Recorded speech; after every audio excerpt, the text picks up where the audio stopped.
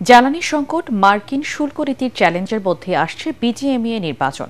সম্মিলিত পরিষদ ও ফোরামে বিভক্ত হয়ে পোশাক মালিকরা 31শে মে আগামী 2 বছরের জন্য নতুন পরিচালনা পর্ষদ নির্বাচিত করবেন। নির্বাচিত হলে তৈরি পোশাক শিল্পের সব ধরনের সংকট দূর করার প্রতিশ্রুতি দিয়েছেন দুই প্যানেলের নেতারা। তারা আশা করছেন অন্তর্বর্তী সরকারের সময়ের এই নির্বাচন দৃষ্টান্ত হয়ে থাকবে। শারফুল আলমের রিপোর্ট। দেশের সিংহভাগ পোশাক রপ্তানিকারকদের সংগঠন বিজিএমইএ একক খাত হিসাবে 50 বছরে দেশের অর্থনীতি ও কর্মসংস্থান সৃষ্টিতে তাদের অবদান সবচেয়ে বেশি। 2024 সালে 5ই আগস্ট রাজনৈতিক পট পরিবর্তনের পর সংগঠনটির পরিচালনা পর্ষদ ভেঙে প্রশাসক নিয়োগ করা হয়। এরই ধারাবাহিকতায় এখন চলছে বিজিএমইএর 2025-27 মেয়াদের নির্বাচনী প্রস্তুতি। অভিজ্ঞতা ও তারুণ্য নির্ভর উদ্যোক্তারাই এবারের নির্বাচনে গুরুত্ব পাচ্ছে বলছেন ব্যবসায়ী নেতারা। একটা ফ্রি ফেয়ার ক্রেডিবল ইলেকশন এবার হতে যাচ্ছে। ফোরাম থেকে আসলে অলওয়েজ কিন্তু নেক্সট জেনারেশন থেকে এনকারেজ করে, কিন্তু ফার্স্ট টাইম না, যেই কারণে কিন্তু এবার I feel highest number of young candidates সুযোগ পেয়েছে। পোশাক শিল্পের সবচেয়ে দীর্ঘ সময় প্রতিনিধিত্ব দলের নামই হচ্ছে সম্মিলিত পরিষদ। সো আমরা বরাবর মতো এবারও প্রত্যাশা করি আমাদের মেম্বাররা তাদের সঠিক সিদ্ধান্ত দিবে এবং তাদের যোগ্য প্রার্থী থেকে বেছে নেবে। বাংলাদেশের ব্র্যান্ডিং নিয়ে কাজ করতে চাই।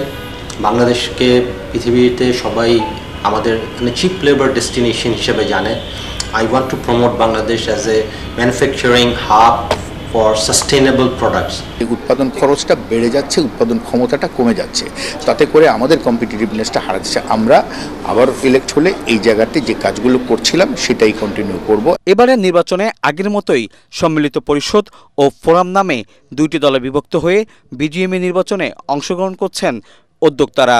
এলডিসি সমস্যা, ট্রাম্প ট্যারিফ সমস্যা, বাজারের সমস্যা, তারপরে রপ্তানিতে বিভিন্ন ধরনের সমস্যা আমরা রেগুলার ফেস করে থাকি। 30শে মে নির্বাচিত হয়ে আসলে আমরা ইন্টারনালি আমাদের দেশেও যে সমস্যাগুলো আছে আমরা এগুলো বিভিন্ন দপ্তর, মন্ত্রণালয় এবং সরকারের সাথে আলোচনার ভিত্তিতে এই সমস্যাগুলো আমরা সমাধান করব।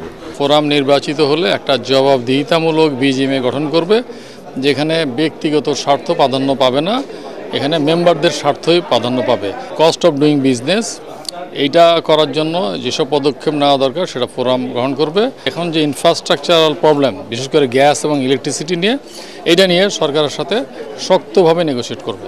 বিজিএমইএ নির্বাচনে বিজয়ী হলে নীতি নির্ধারকদের সাথে সমন্বয় করেই পোশাক শিল্পকে এগিয়ে নিয়ে যেতে চান দুই প্যানেলের নেতারা। শারফুল আলম, এটিএন বাংলা, ঢাকা।